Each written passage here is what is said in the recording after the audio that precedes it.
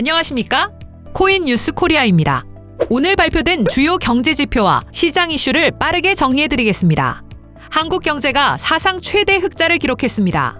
반도체 수출은 빠르게 증가했고 연간 경상수지는 1230억 달러를 넘어섰습니다. 그런데 시장 반응은 예상과 다릅니다.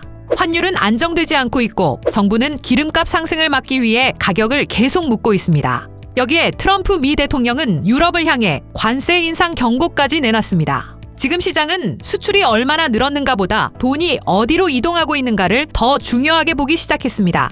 먼저 시장을 움직인 핵심은 반도체였습니다. 지난해 반도체 수출은 약 1750억 달러를 기록했습니다. 전체 수출 가운데 약 25% 수준입니다. 올해 들어 증가폭은 더 커졌습니다. 1월 반도체 수출은 전년 대비 102.5% 증가했고 2월에는 157.9% 급증했습니다. 3월 전체 수출은 사상 처음으로 800억 달러를 넘어섰습니다. AI 투자 경쟁이 가장 큰 배경입니다. 글로벌 빅테크 기업들이 AI 서버와 데이터 센터 확대에 나서면서 고성능 메모리 수요가 급증했고 한국 반도체 기업들이 직접적인 수혜를 받았습니다. 그 결과 지난해 연간 경상수지는 1230억 5천만 달러 흑자를 기록했습니다. 역대 최대 규모입니다. 특히 지난해 12월 경상수지는 187억 달러 흑자를 기록하며 월간 기준 최고치를 새로 썼습니다. 하지만 시장은 여기서 다른 신호를 보기 시작했습니다. 한국이 수출로 벌어들인 달러가 국내보다 해외 자산 시장으로 이동하고 있다는 점입니다. 지난해 한국인의 해외 증권 투자는 1,402억 8천만 달러 증가했습니다. 미국 기술주와 ETF 투자 확대 영향이 컸습니다. 수출은 늘었지만 투자자들은 국내보다 미국 시장을 선택하고 있는 겁니다. 이 때문에 경상수지가 사상 최대 흑자를 기록했음에도 환율 하락 효과는 예상보다 제한적으로 나타났습니다. 여기에 국제유가 변수까지 겹치고 있습니다.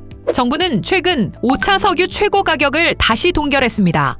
휘발유는 리터당 1934원, 경유는 1923원 수준으로 유지됐습니다. 국제유가 상승이 물가를 자극하고 있기 때문입니다.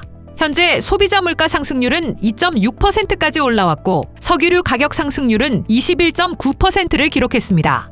정부는 가격 통제가 없었다면 휘발유 가격이 리터당 2,200원, 경유는 2,500원 수준까지 올랐을 가능성이 있다고 보고 있습니다.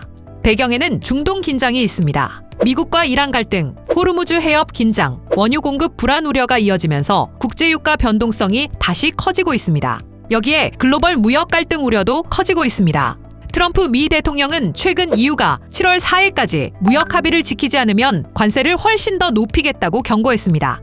실제로 EU 자동차 관세를 15%에서 다시 25%로 올리겠다고 압박하고 있습니다. EU 역시 보복 가능성을 언급하면서 미국과 유럽 사이 긴장감은 다시 높아지고 있습니다. 이 상황이 중요한 이유는 분명합니다. 글로벌 교역이 흔들리기 시작하면 수출 의존도가 높은 한국 경제 역시 영향을 받을 가능성이 크기 때문입니다. 특히 반도체 비중이 커진 상황에서는 무역 갈등 확대가 시장 변동성을 더 키울 수 있다는 분석도 나오고 있습니다. 결국 지금 시장은 반도체 호황이라는 강한 재료와 유가, 관세, 환율 변수들이 동시에 충돌하는 구간에 들어와 있습니다. 물론 시장이 비관론만 보고 있는 것은 아닙니다. AI 투자 확대는 계속 이어지고 있고 반도체 수요 역시 강한 상황입니다.